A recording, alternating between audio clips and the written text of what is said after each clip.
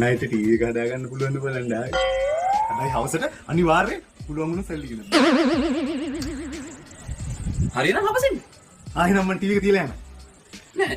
TV එක තරන් ගිහිල්ලා ටීවී එකයි සල්ලි දෙකම අරගෙන හවසෙන්. එහෙම.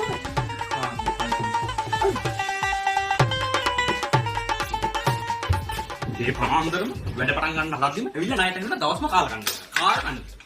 කාටද ඔය බොරු කරන්නේ? අයියේ මේ මේකට කරන්ට් එක දෙනවද කියලා බලන්න මේ මල්ටිමීටර් කියලා බලන්න ඕනේ. නෑ ඕනේ දිව ගාලා බලන්න. කරන්ට් එකේ නු. ගබ්බන් සද්දයක් ඇහුණා. අයි මේ රේඩියෝ එක මොකද ඔයාලා චුට්ටක් බලලා යන්න. මොකද්ද මේක ලෙඩේ? මුලින්ම පොඩ්ඩක් හොඳ කැක්කුම ඇල්ලුවා කැක්කුම අල්ලලා ඉවරලා පපුවරි දෙන්න ගත්තා. දැන් පොඩි අප්‍රාණික ගතියක් තියෙනවා දැනෙන්න මේ. හුස්ම ගන්නවා දැන්. සම්මුසකලෙට නෙමෙයි ඔය මේ රේඩියෝ එකේ තියෙන ලෙඩ ගැන ඇහුවේ. ඕකේ තියෙන ලෙඩ කියන්නේ අයියේ මේ ඇහෙන්නේ නැහැ පොඩ්ඩක්. උතරම ඇහෙන්නේ නැහැ. දානවා ඇහෙන්නේ නැහැ. මුඩටි මේක ඇහෙయ్యේ. අපි කියන මගුලක් ඇහෙන්නෙත් නෑ. මේකේ නෙමෙයි අවුල තියෙන්නේ. ඔහෙගේ කන් දෙකේ අවුල තියෙන්නේ. ඩිස්ප්ලේ කියලා ඒ කියපු මගුලක් නෙමෙයි යෝයි. ඔහෙගේ කන් දෙක ඇහෙන්නේ නෑ. එච්චර ගණක් කියලා ඕනේ. අද වයුනේ අයි අපේ ගෙදර ටීවී එකේ මේ කරන්ට් එන්නේ නැති පොඩි සීන් එකක් තියෙනවා. මැලේ දැන් ඒක ඉතින් මෙතෙන්ට ගේන්නේ නැතුව ගෙදරදීම හදාගන්න.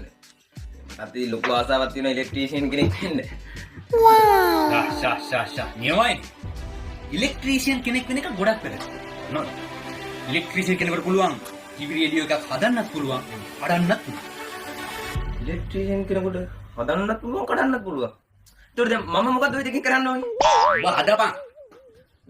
කරන්ට් එකෙන් නැති ප්‍රශ්නයක් තමයි අයියේ ටීවී එකේ තියෙන්නේ. අපි ඉස්සෙල්ලා මොකද කරන්න ඕනේ ඒකට? ඔය හරියටම හොයාගන්න මුලින්ම මල්ලි අපි ඔක ගලවලා දෙන්න ඕනේ. ගලවලා තමයි මේ මල්ලි. ආඩත් මම මේ බොරු කරන්නේ.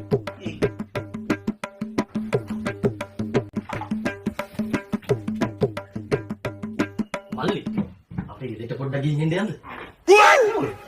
අලුතෙන්ම ගත්ත වොෂින් මැෂින් එක එකපාර ඇවිදින් කඩලා ගියානේ. අලුතෙන්ම ගත්ත වොෂින් මැෂින් එක එහෙම වෙන දෙයක් නෑ. ඒක තමයි පුතා රටේ දලා වොෂින් මැෂින් එක මන්න.